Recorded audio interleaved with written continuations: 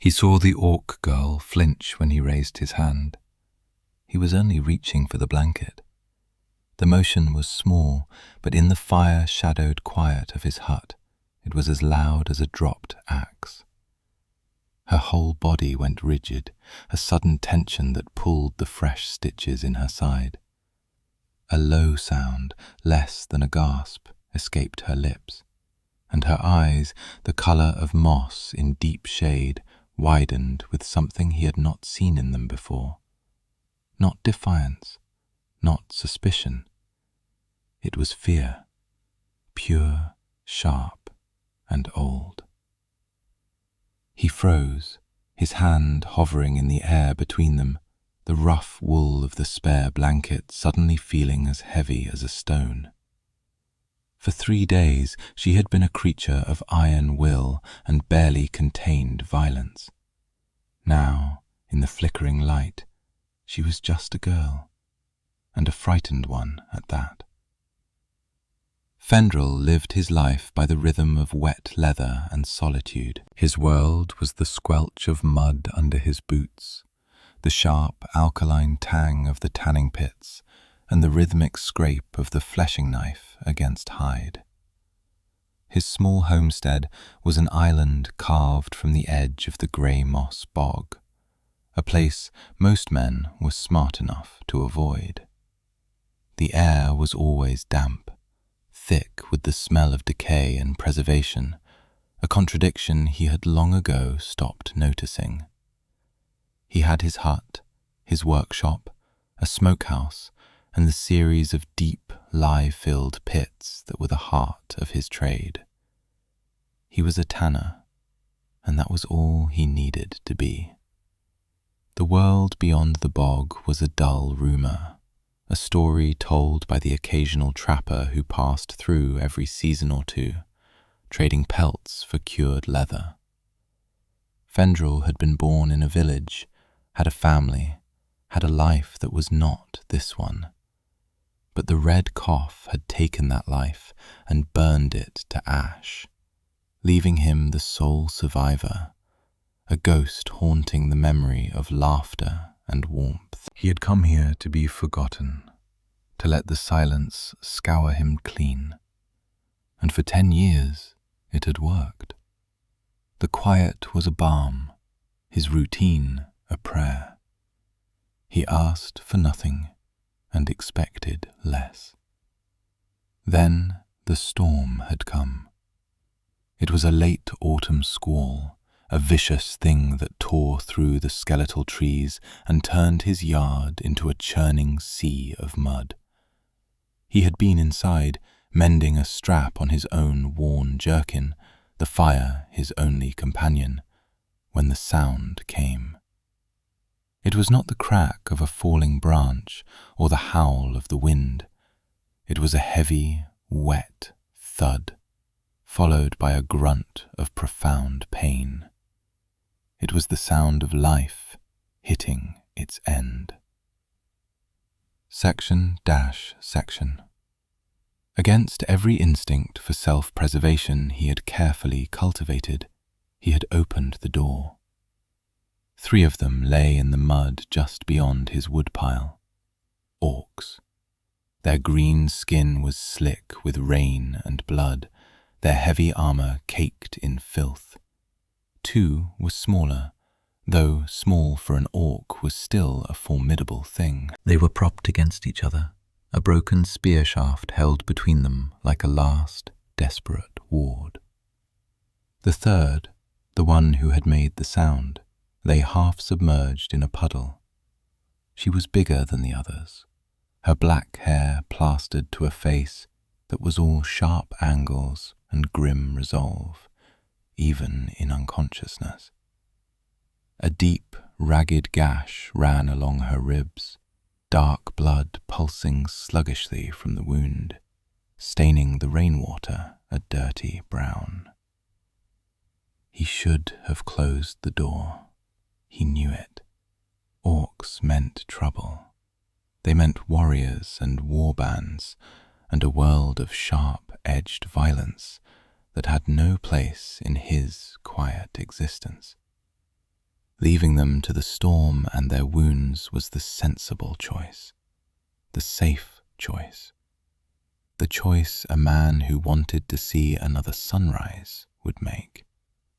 But he looked at the gash in her side, at the way her chest barely moved, and he saw not an orc, but a wound that needed closing. He thought of the neat lines of stitches he put into stubborn hides, the careful work of bringing edges together to make something whole and strong. It was a problem his hands knew how to solve. And so, foolishly, damningly, he had acted. He had dragged them one by one from the mud and into the warmth of his hut. The two conscious ones had snarled at him, their yellow eyes tracking his every move, their hands never straying from the hilts of their knives. He ignored them. He laid the leader on his own cot, the only soft place in the entire building, and went to work. He had boiled water, fetched his sharpest leather awl and a waxed sinew thread. He had cut away the ruined mail and boiled leather of her armor, revealing the torn flesh beneath. Her retainers watched, coiled like vipers, ready to strike if his hand so much as slipped. He worked with a slow, deliberate calm, cleaning the wound with hot water and moss brandy, his movements economical and precise. He pushed the needle through her tough green skin, pulling the edges of the wound together, his focus narrowed to the task itself. He was not a healer, but he knew how to mend things that were torn. She had not stirred. Now, 3 days later, she was awake. She had a name, Gorza, grunted at him by one of her companions, a sentinel named Yarga. The other was Mazka. They moved around his small hut with a predator's grace, their suspicion a palpable force in the cramped space. They ate his food only after he had eaten first. They drank his water only after he had drunk from the same cup. They tested him constantly, in small, silent ways. He met their challenges with a quiet indifference that seemed to confuse them more than any aggression would have. He simply continued his routine. He stoked the fire. He offered them broth. He cleaned Gorza's wound. He expected nothing. This was their life now, a fragile, unspoken truce held within the four walls of his home, while the autumn chill deepened outside. And tonight he had seen that crack in her armor, the flinch. He slowly, deliberately, lowered his hand. He placed the blanket on the floor between them. "It is cold," he said. His voice was rough from disuse, like stones grinding together. "The fire will die before morning." Gorza watched him, her breathing still tight. The fear in her eyes receded, replaced by a guarded watchfulness. She did not look at the blanket. She looked at his hands. He held them out, palms up, showing they were empty. They were a tanner's hands, calloused and stained, with scars from slipped blades and stubborn hides. They were not the hands of a warrior. They were the hands of a maker, a mender. She gave a short, sharp nod. It was not an apology. It was not an explanation. It was an acknowledgement, an ending to the moment. She pulled her own thin cloak tighter around her shoulders and turned her gaze back to the fire, her profile as stark and unforgiving as a mountain ridge. Fendrel retreated to his stool on the other side of the hearth. The moment had passed. but it left an echo in the quiet room. He had seen something he was not meant to see, a glimpse of the history that had brought this wounded chieftain to his door, a history written in pain. He picked up a piece of leather and a polishing stone and began to work, the familiar, repetitive motion a comfort in the sudden, heavy silence. He did not know what kind of man she had known before, what kind of hands had been raised to her, but he knew, with a certainty that settled deep in his bones, that they were not like his. The days that followed found their own strange rhythm, a quiet domestic routine overlaid with the constant humming tension of 3 caged wolves living in a rabbit hutch. Fendrel went about his work. The hides could not wait. He scraped and he stretched and he soaked, the familiar burn of the lye a grounding sensation. At first, the 2 orc women, Yarga and Mazga, simply watched him, their expressions unreadable, their postures radiating a coiled readiness. Then, one morning, he awoke to the sound of an axe splitting wood. It was a powerful, efficient rhythm, far faster than his own. He looked out the door to see Yarga, the larger of the 2 retainers, working her way through his woodpile.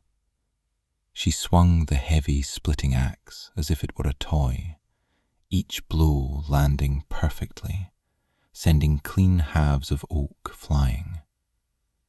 She did not look at him or acknowledge him. She simply did the work that needed doing. By the time he had the morning cook fire going, there was a stack of firewood beside the door, 3 times the size of what he normally prepared. Later that day, as he was struggling to stretch a particularly large deer hide on its frame, a shadow fell over him. Mazga, the leaner, quieter one, stood there. She watched him for a moment, her gaze taking in the awkward angle, the way the wet hide kept slipping from his grip. Without a word, she moved to the other side of the frame. Her scarred green hands found their purchase, and together they pulled the hide taut. Her strength was immense, yet controlled. They worked in silence, 2 sets of hands moving in concert, securing the hide to the frame with a speed and efficiency he could never have managed alone. They were contributing. It was not offered as a kindness or a trade. It was a practical reality. They were consuming his resources, therefore they would contribute their labor. It was, he suspected, the orcish way, a debt paid not in coin or thanks, but in action. He accepted it in the same spirit, with a silent nod that served as his only acknowledgement.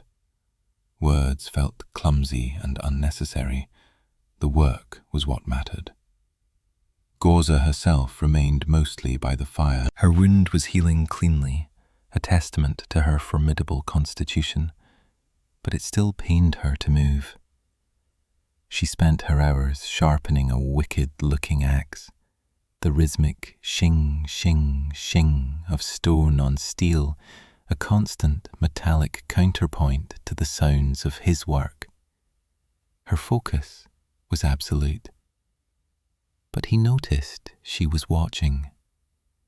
Her gaze would follow him as he moved about the hut, her eyes narrowed in constant assessment. He felt like a tool she was examining, testing for flaws, determining its purpose.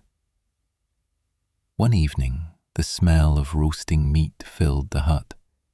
He had checked his snares that afternoon and found a fat rabbit. As he turned it on the spit, Gorza spoke, her voice a low rasp. "You live alone." It was not a question, it was a statement of fact. "I do," Fendrel replied, not looking up from the fire. Why? He paused, the stick in his hand going still. He could see his reflection in the polished steel of her axe head, a distorted, wavering shape. There was a village north of here. The red cough came through a decade ago. He did not need to say more. Every soul in these lands knew what the red cough meant. Silence stretched between them, broken only by the crackle of the fire and the sizzle of fat dripping from the rabbit. My clan was betrayed, Gorza said, her voice flat, devoid of emotion. By my sister's mate. He paid a blood price with steel that was not his to wield. It was a sliver of her story, offered in trade for his own, a piece of jagged, broken history. He understood. Betrayal, a plague of the heart, just as deadly as the one that had stolen his family. He nodded slowly, accepting the confidence for what it was, an exchange, a balancing of the scales. The next night, the cold was a blade. A frost had fallen, turning the bog to a glittering, brittle landscape. He had given them his 2 spare blankets, leaving himself with only his worn cloak. He was used to the cold, but this night it bit deep, settling into his bones. He must have drifted off, slumped on his stool by the dying fire, because he woke with a start to a weight settling over his shoulders. It was Gorza's own cloak, a heavy thing of black wolf fur, smelling of pine smoke and her. He looked up. She was standing over him, her expression unreadable in the dim light. She had taken the watch, stoking the fire back to a low, steady glow. She had seen him shivering in his sleep and had covered him. He opened his mouth to say something, but no words came. Thank you felt too small, too human. Instead, he simply pulled the heavy fur tighter around himself, the warmth a shocking comfort.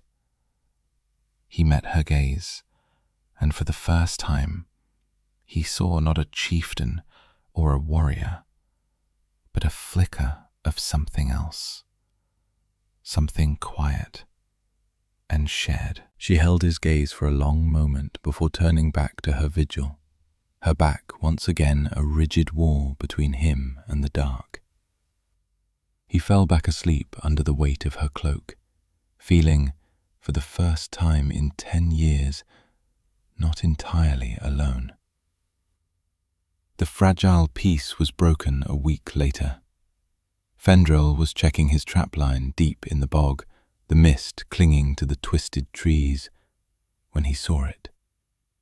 Stuck into the trunk of an old willow, not 10 feet from one of his snares, was an arrow. It was unmistakably orcish, thick-shafted and brutal, but it was the fletching that made his blood run cold. 3 black crow feathers, tied with red sinew. It was a clan marking, a signpost. They were being hunted, and the hunters were close. He pulled the arrow from the tree and ran back to the hut, his heart hammering against his ribs. He did not burst in. He approached quietly, circling around to the back. He had learned caution from his guests. He whistled, a low, 2-toned bird call they had established as a signal. The door creaked open a crack. Yaga's eye appeared in the gap. He held up the arrow. The door swung open, and he was pulled inside. He showed the arrow to Gorza. She took it, her fingers tracing the black feathers. A muscle tightened in her jaw. Karg, she hissed, the name a curse.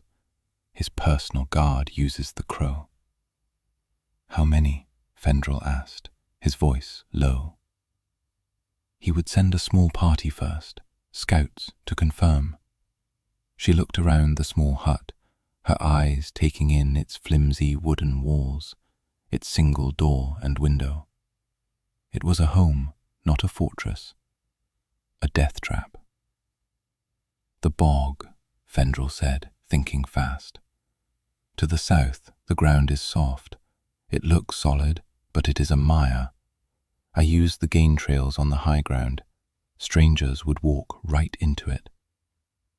Gorza looked at him, a new light in her eyes. Not assessment now, but calculation. You would lead them? It is my home, he said simply. They are not welcome. The plan was simple, brutal, and hinged entirely on his knowledge of the treacherous terrain he called home. They did not have long to wait. Just after dusk they came, 3 of them, moving with the arrogance of apex predators. They did not bother with stealth, their heavy boots sucking in the mud, their guttural voices carrying on the still evening air. They were crow-marked, just as Gorza had predicted. Fendrel watched them from the deep shadows of the tree line. He had left a single lamp burning in the hut's window, a beacon to draw the moths to the flame. Gorza and her 2 retainers were with him, silent and motionless as stones. They moved with a terrifying stillness he had never witnessed before. The lead orc, a hulking brute with a scarred face, pointed at the light. There, the skin stretches whole. She is in there, smelling of lie and fear. They laughed, a harsh, grating sound. They started forward, taking the most direct path across the clearing, the very path Fendrel had prayed they would choose. He waited. He counted their steps. He listened to the changing sound of the ground beneath their feet, a subtle shift from solid earth to a wet, sucking sound he knew intimately. Now, he whispered.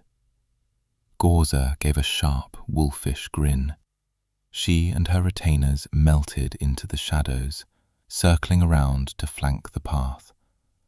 Fendrel stayed put. His part was not to fight. His part was to be the bait. The lead orc took another step and sank to his knee in the mire. He grunted in surprise, then cursed as he tried to pull his leg free, only to sink deeper. The other 2 stopped, confused, their arrogance turning to alarm as they realized the ground itself was their enemy. That was when Gorza struck. She emerged from the gloom like a vengeful spirit, her axe a blur of motion. The first orc never saw her coming. The axe took him high on the neck, and he went down with a wet gurgle. Yaga and Mazka were on the other 2 before they could even draw their weapons. It was not a battle. It was an execution. Swift, silent, and utterly ruthless. They moved with a coordinated ferocity that was breathtaking to behold. In less than a minute, it was over. 3 bodies lay sinking into the black mud of the bog. Gorza stood over the last one to fall, her chest heaving, her axe dripping. She looked across the mire at Fendrel, her eyes gleaming in the faint light from the hut. She raised her bloody axe in a silent salute. He gave a slow nod in return. They had won. But he knew, with a sinking feeling in his gut, that this was only the beginning. The scouts would not report back, and their master, this Karg, would come looking for them himself. He would bring more than 3 warriors next time. He would bring an army, and Fendrel's quiet world would be the battlefield. The victory felt hollow. The bodies in the bog were a promise of more violence to come. They dragged the corpses into the deepest part of the mire, letting the black, peaty water swallow them whole. No trace remained. But the stain of it lingered in the air, a metallic tang that even the familiar scent of the tanning pits could not erase. They spent the next 2 days in a state of heightened alert. Fendrel continued his work, but his hands felt clumsy, his mind elsewhere. Every snap of a twig, every call of a crow sent a jolt through him. He was a tanner, a man of quiet routines and predictable outcomes. This world of sudden death and silent watches was not his. Yet, here he was. Gorza seemed to draw strength from the looming threat. The uncertainty that had haunted her eyes was gone, replaced by a sharp, focused clarity. She was a warrior preparing for war. She and her retainers sparred in the small clearing behind the hut, their movements a blur of controlled violence. The clash of their training blades rang through the trees, a sound as alien to this place as a church bell. Fendrel found himself watching them. He saw the intricate dance of feint and parry, the raw power held in perfect check. He saw the way Gorza instructed her warriors, her voice low and sharp, pointing out a flawed stance, a moment of hesitation. She was not just a fighter, she was a commander, a leader. The sense of a vast, unknown gulf between them grew with every passing hour. He lived in a world of dead things, hides and wood and earth. She lived in a world of living, breathing conflict, of loyalty and betrayal, of power and bloodshed. He had offered her shelter from a storm, and in doing so, had pulled her entire world down on top of his own. On the 3rd morning, the main force arrived. There was no stealth this time. They came at dawn, a line of dark shapes emerging from the misty tree line. Fendrel counted at least 20 of them. They moved with discipline, spreading out to encircle his small homestead, their armor and weapons gleaming dully in the new light. They were led by an orc of immense size, broader and taller than the others, clad in black iron plate armor adorned with a snarling wolf's head. He carried a massive 2-handed war maul that rested on his shoulder as if it weighed nothing. "Gorza!" the leader's voice boomed, a sound like rock grinding on rock. "I know you are in that sty. Come out and face your judgment, or we will burn it to the ground with you and your pet human inside." Inside the hut, the atmosphere was thick enough to choke on. Yarga and Mazga stood on either side of the door, weapons drawn, their knuckles white. Gorza stood in the center of the room, her face a mask of cold fury. She looked at Fendrel. "You should go," she said, her voice tight. "Leave through the back. The bog will hide you. This is not your fight." Fendrel looked from her to the flimsy walls of his home. He looked at the tanning pits his father had dug, at the smokehouse he had built with his own hands. It was not much, but it was his. It was the last piece of his life that remained. And these invaders were going to destroy it because of a conflict he had no part in. A bitter, useless anger rose in his throat. "They called you Gorza," he said, his voice quiet. "The big one. But that is not all, is it?" She hesitated, her gaze unwavering. "My full title is Bloodthane Gorza, of the Iron Wolf clan." Bloodthane, a chieftain, a ruler. The pieces clicked into place. The deference of her retainers, the skilled command, the relentless pursuit. He had not been sheltering a simple refugee. He had been hiding royalty in exile. He felt a sudden, sharp sting of betrayal. All the quiet moments, the shared meals, the unspoken understanding. Had it all been a lie? Had she been using him, his home, his solitude, as a convenient hiding place, a tool to be discarded when it was no longer useful? He felt small, insignificant, a pet human in a sty. The words of the orc outside echoed in his head, and for the first time he believed them. He was a tanner.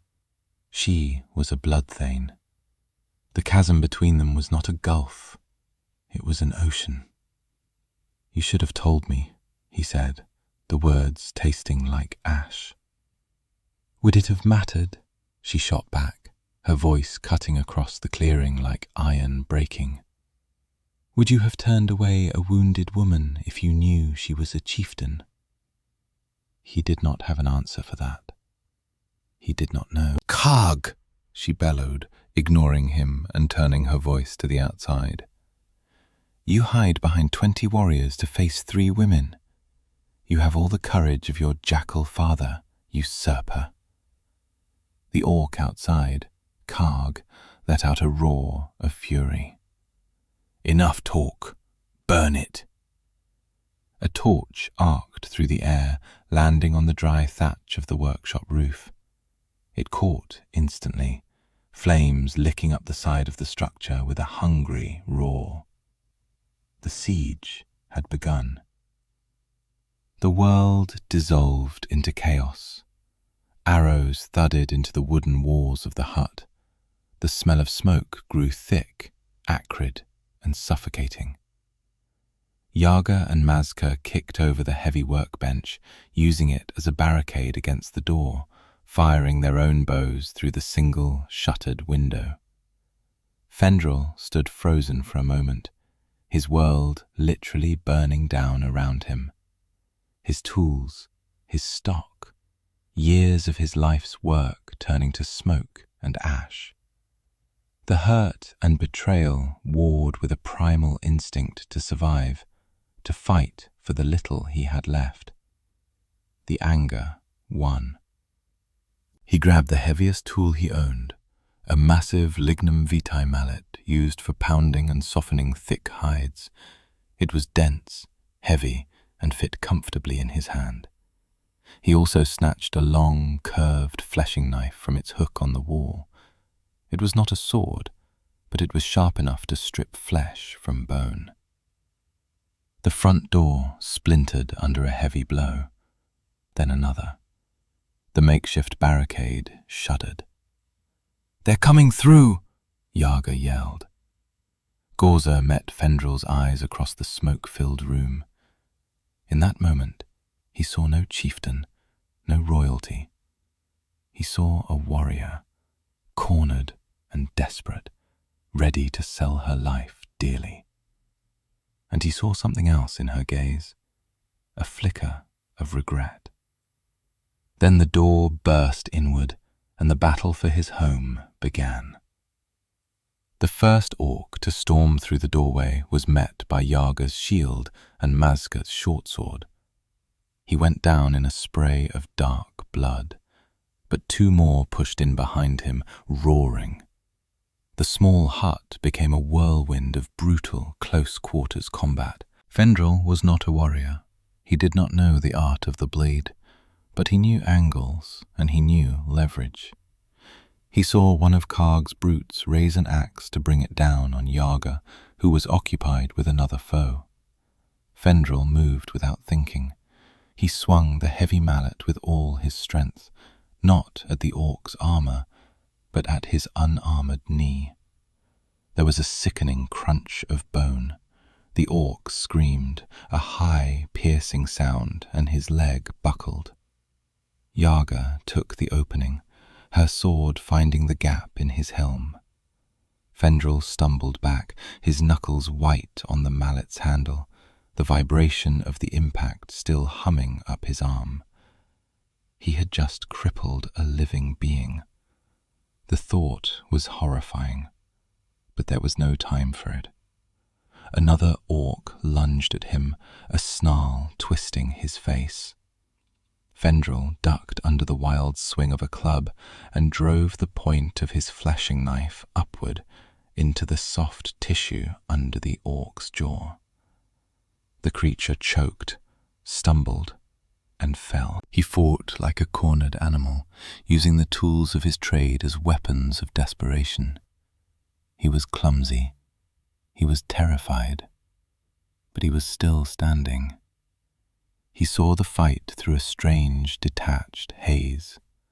He saw Mazka go down, an arrow sprouting from her shoulder, and Yaga roar as she shielded her fallen comrade's body. He saw Gorza, a terrifying vision of green-skinned fury, her axe a blur, cutting down any who came near her. His workshop was gone now, a roaring pyre. The flames were beginning to lick at the walls of the hut itself. The heat was immense. They were being cooked alive. "To the pits!" Fendrel yelled over the din, his throat raw from smoke. "The back wall!" Gorza understood immediately.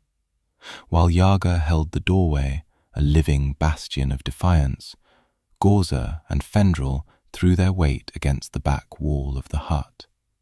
The old timber, weakened by years of damp, groaned and splintered. With a final desperate heave, a section gave way, opening a path to the muddy yard and the tanning pits beyond. Fendrel scrambled through first, then helped the wounded Mazka. Gorza followed, turning to give Yaga cover, but it was too late.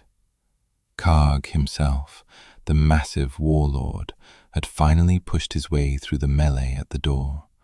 He swung his giant war maul in a devastating arc. Yaga raised her shield, but the force of the blow was unstoppable. The shield crumpled, and Yaga was thrown back like a broken doll, her body hitting the far wall with a final, terrible thud. Gorza screamed, a sound of pure, undiluted rage and grief. She launched herself at Karg, her axe meeting his maw with a shower of sparks. The two leaders were locked in a duel amidst the burning ruins of Fendrel's life. Fendrel, dragging the groaning Mazka away from the flames, watched for a heartbeat.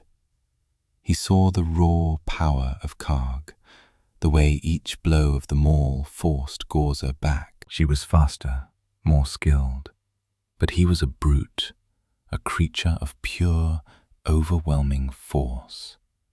She could not win, not alone. It was then, in the heart of the fire and chaos, surrounded by the dead and the dying, that the pivotal moment came.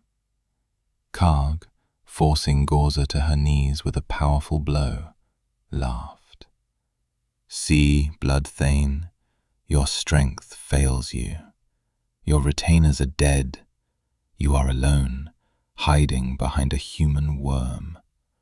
Surrender the blood axe of our clan, and I will grant you a quick death." Gorza, panting, her arm trembling from the strain, spat blood onto the ground.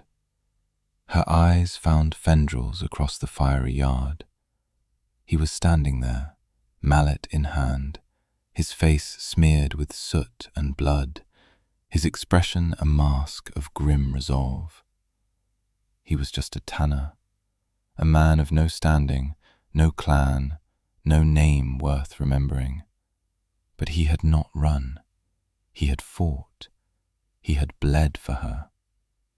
She saw him, not as a tool, not as a pet, but as the man who had cleaned her wounds when she was helpless, who had shared his fire when she was cold, who had stood his ground when his entire world burned. With a great effort, she pushed herself to her feet, her eyes never leaving Fendrel. Her voice rang out, clear and strong, cutting through the roar of the flames and the clang of battle. "Karg, you fool! I am not alone," she declared. She pointed her axe, not at her enemy, but at Fendrel. "I claim this man, Fendrel the Tanner, as my Vatesh, my shieldkin. He stands with the Iron Wolf by my side. His blood is my blood." A stunned silence fell over the battlefield. Karg stared, his mouth agape. To claim a human, a nameless craftsman as shieldkin, a bond deeper than brotherhood, second only to a mate, was unthinkable. It was a shocking, public defiance of every orc tradition.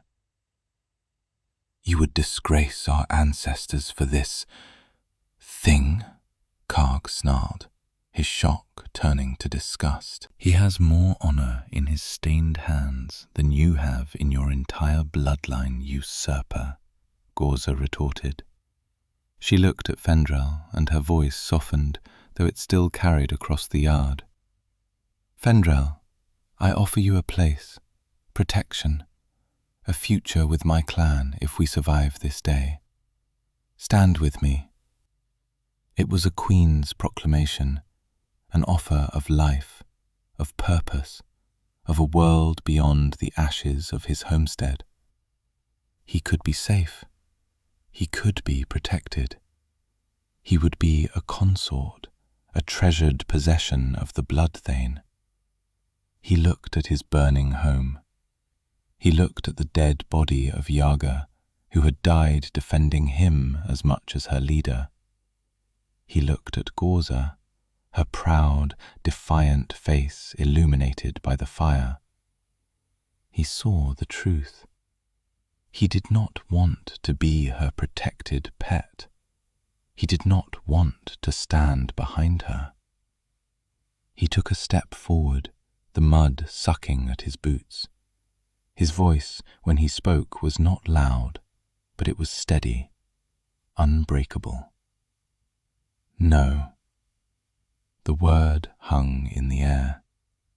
Gorza's eyes widened in shock. Even Karg seemed taken aback.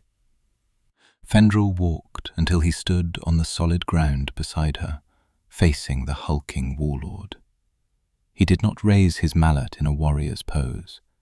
He held it at his side, a tool at rest. "I will not stand behind you, Gorza," he said, meeting her gaze. "I will not be your dependent. I am a Tanner. I am a human. If I stand beside you, as I am, or not at all." It was his own declaration, his terms. He was offering his loyalty, his life, but not his identity. He would not be remade into something he was not. He would be her equal, or he would be nothing. For a long moment, Gorza stared at him. He saw a storm of emotions in her eyes, surprise, confusion, and then a slow dawning, fierce respect. A small, genuine smile touched her lips for the very first time. It transformed her harsh features into something beautiful. "Then stand," she said. And together, the Bloodthane and the Tanner turned to face their enemy. The fight that followed was not one of glory, but of desperate survival. Karg, enraged by Gorza's defiance and Fendrel's impudence, charged them. The battle became a chaotic scramble in the muddy, flame-lit yard. Fendrel was no match for Karg in a direct fight, but he did not have to be. He became a distraction, a disruption. He used his knowledge of the ground, leading Karg onto softer patches of mud that hindered his heavy armor. He threw handfuls of caustic tanning salts into the eyes of another warrior, blinding him. He was a phantom, always where the enemy least expected him, his mallet swinging to break a kneecap or a wrist, creating openings for Gorza. With Fendrel running interference, Gorza was able to fight Karg on more even terms.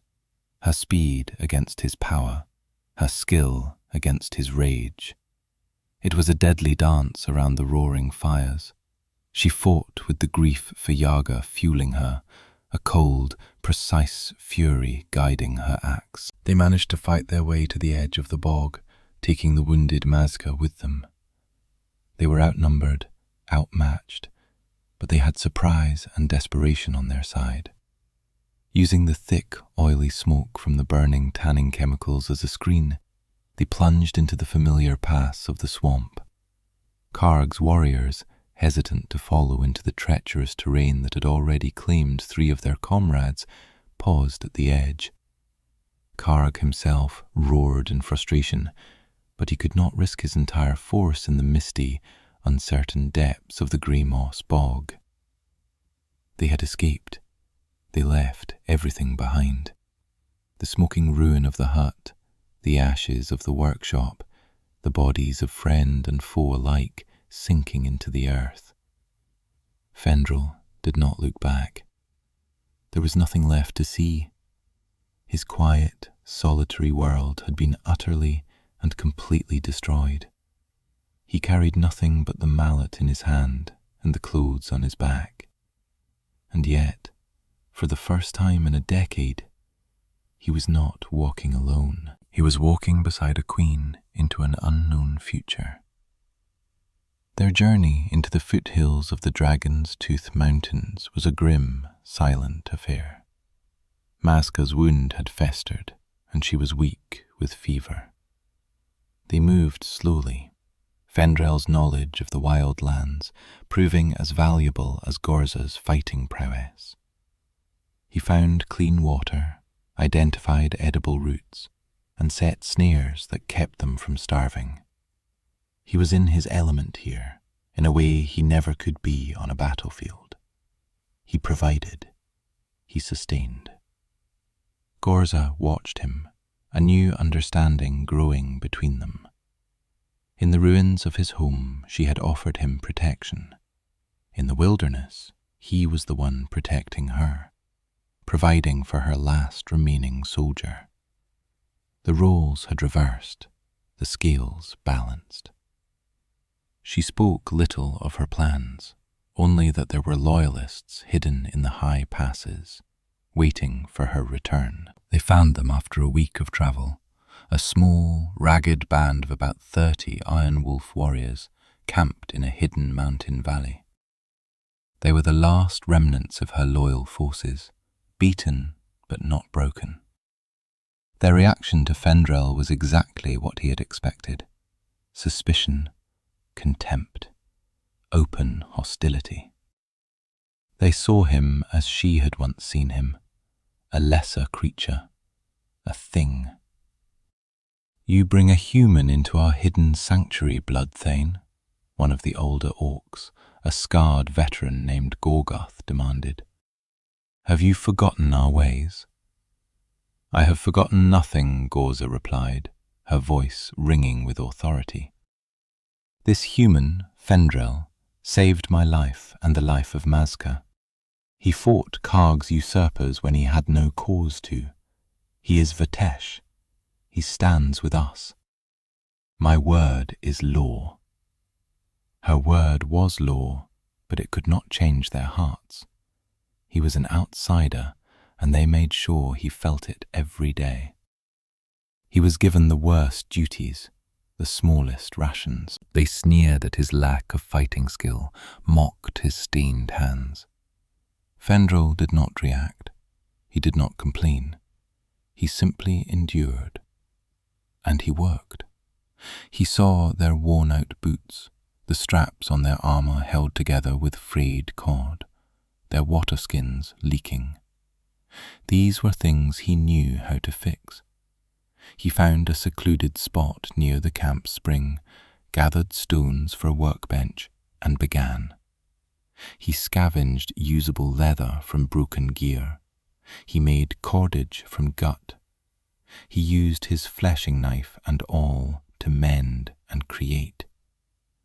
Slowly, almost imperceptibly, things began to change. A warrior whose boot he had repaired found an extra piece of roasted meat left by his sleeping roll. The archer, whose quiver he had stitched back together, now gave him a silent, respectful nod when they passed. He was not winning them over with words or boasts, but with the quiet, undeniable evidence of his worth. He was making their lives better, making them stronger. His craft was his strength, and it was a strength they desperately needed. One evening, Gorza came to his small, makeshift workshop. He was putting the finishing touches on a new, reinforced buckle for her pauldron, the old one having been damaged in the fight. He worked by the light of a small tallow lamp, his hands moving with practiced ease. She stood and watched him in silence for a long time. The camp was quiet around them. The warriors gathered around their own fires. "You did not have to do this," she said softly. "You could have left, found a new place to be alone." "There is no alone anymore," he replied without looking up. "Your enemy knows my face. My home is ash. This is the only path I have." "Is that the only reason you stayed?" He finally stopped his work and looked up at her.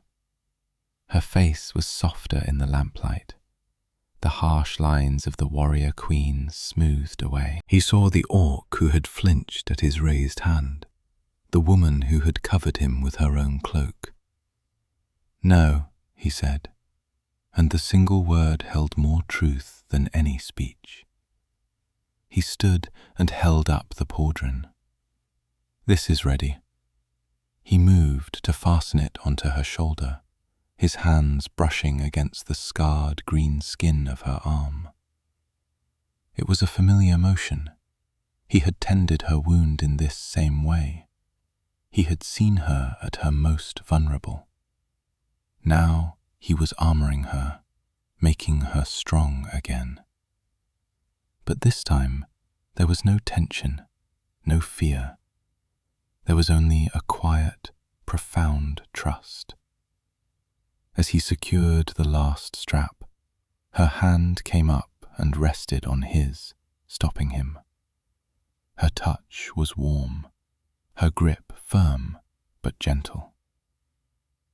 "In my clan," she said, her voice a low murmur, "when a Vatesh proves their worth not just in battle, but in heart, the bond can be deepened. It can be made permanent." He understood her meaning. It was not a queen's decree. It was a woman's question. He looked from her hand on his to her moss-green eyes. He thought of his empty life before she had crashed into it, a life of quiet resignation. It had been safe, it had been peaceful, and it had been hollow. Now his life was filled with danger, uncertainty, and prejudice. But it was also filled with purpose. He was seen. He was valued for exactly who he was. He turned his hand over and laced his fingers through hers, his stained, calloused skin against her scarred, strong grasp. They fit together perfectly. "Then stand," he whispered, echoing her own words back to her from a lifetime ago in the firelight.